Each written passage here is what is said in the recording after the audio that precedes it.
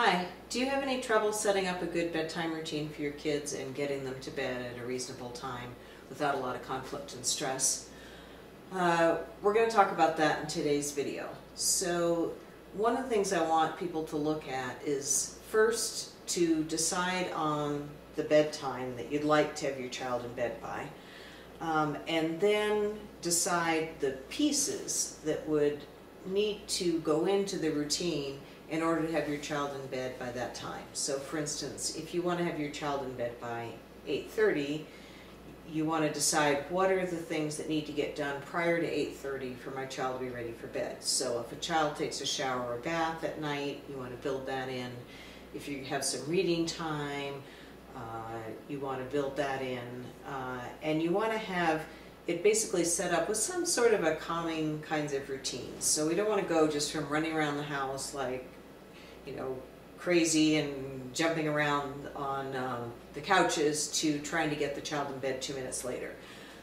It just won't be a good setup for getting your child to comply and to be calm and ready to go to sleep. There's one piece of this that a lot of kids don't like, but if you can start the whole family on this, it really can be helpful, and that is to try not to have screen time for about an hour before bed. Now by screen time, I'm talking about just different kinds of electronics, so TV, video games, computer, things like that. And part of the reason is very biological, and that's because the light shining in people's faces is giving people's bodies the message that it's daytime and you're supposed to be awake.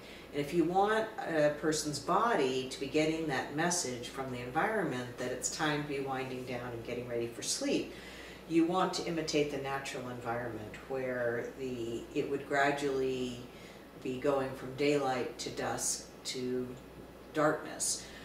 So you want to set up an environment where there aren't lights shining in people's faces, and in fact you want to kind of dim the lights around the house. You might just have fewer lights turned on. If you have dimmer switches, you might use those. But you want to go from having a bright, well-lit environment to a slightly dim, dusk-like environment. And you might put on some soothing, gentle music during that hour or so before bed. So you're basically setting up an environment within the home that is letting everyone's bodies know that it's getting close to bedtime, it's a calming time, a quiet time, so that you're setting the stage for sleep. You want to take the items that would go into the bedtime routine, such as, shower or bath, if that's part of it, or brushing teeth, and maybe before that having a snack. Not all families like to have a bedtime snack, but it's something to consider if your child has any trouble staying asleep during the night, or I have a lot of parents who complain that their child gets up in the night and eats. So for instance, if that's the case, you really want to look at some kind of snack close to bedtime. And some kids that are on certain kinds of medications that reduce their appetite during the day often really need to be getting in those calories in their evening hours. So they need to have a dinner and then almost like a second dinner before bed, some kind of filling snack. And I like to suggest maybe having a couple of different food groups in it, like maybe a carb and a protein, or a fruit and a carbohydrate, or something like that, so that it's more filling, especially for those kids who might not have eaten sufficiently during the day and need to kind of power pack some calories in the evening. So consider, whether you'll have a snack in there, and bathing and teeth brushing and maybe some reading time, and put it on some kind of a visual schedule for the child so they know what the evening routine is going to consist of. And remember that when you set that bedtime, you want to be counting out the hours of sleep that your child will be getting. And so depending on the age of your child, you might do a little research about what's the average number of hours that a child of that age needs. So we might be looking at somewhere between 8 to 9 hours for an adolescent, and maybe 9 to 10 hours, for a elementary school age child, and maybe even more for a younger toddler. So it depends on your child and on whether they take naps or not, and what you think their needs are. But we don't want them to be going, a young child to be going to bed at 11 o'clock at night and then getting up at 6, so that would be 7 hours sleep, and it wouldn't be enough sleep for most kids in order to be really rested for school. So you want to be setting the clock in terms of the time for them to go to sleep at a reasonable time, so that they'll get sufficient sleep.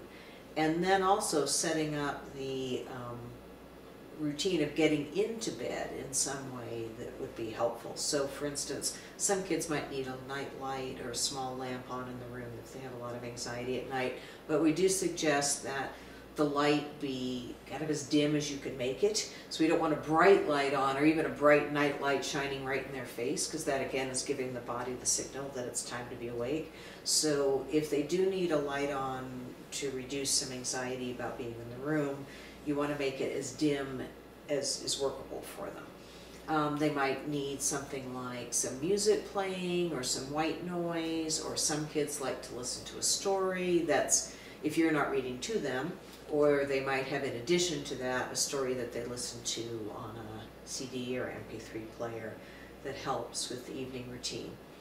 I generally don't recommend having TVs, computers, video games in the child's room, and even for a lot of kids they need to check their handheld games and things like that in with their parents before they go to bed. So, because for kids who are going to be tempted to, as soon as you say goodnight, pull out their game and play for hours, that could really interrupt their number of hours of sleep that they need. So I often suggest that parents act as a librarian for those handheld games, and you check it out to them during the time that's a positive time for them to have it, and then they check it back in with you afterwards, so that you stay in control of how much game time is being used up. That also means you can use it as a reward system for them, rather than just that they have unlimited access to it, in which case it's not going to serve as a reward, because they can play it anytime they want anyways. So basically we're going to end up with some sort of a written schedule, could be done in pictures or with words, of what the evening routine is like, and then just doing it over and over again in a very similar way. That helps the body to get used to the fact that those cues mean that it's time to go to sleep. So it can actually help train someone's body to go to sleep if they follow the same routine every night. And for instance, if you always put on music for a few minutes before you fall asleep, that again helps train your brain to know that that means it's time to go to sleep. And you can also encourage children to not use their bed as a place to play or to do homework. So some kids like to sit on their bed and play and get all their Legos out, or puzzles, or different activities that they're playing with, or maybe they sit on their beds and do their homework. But if you do that, you miss being able to use that part of being in your bed as a cue to go to sleep. So you might encourage them instead to find another spot to do those activities, so that their brain is trained that when they're in bed, it's time to sleep. And that can really help with being able to fall asleep at night. If you have a child that has difficulty sleeping in a bedroom by themselves and is always trying to go into your bed, I do have another video on that, which you can look at, about how to help kids learn to sleep in their own beds instead of sleeping with you. So I'm not going to cover that here. So give some of those things a try and let me know if they work for you. My name is Barbara Lester. I'm a licensed clinical social worker. I have about 30 years of experience working with children and teens. And thanks for stopping by. And if you're interested in this kind of information, please subscribe to my channel.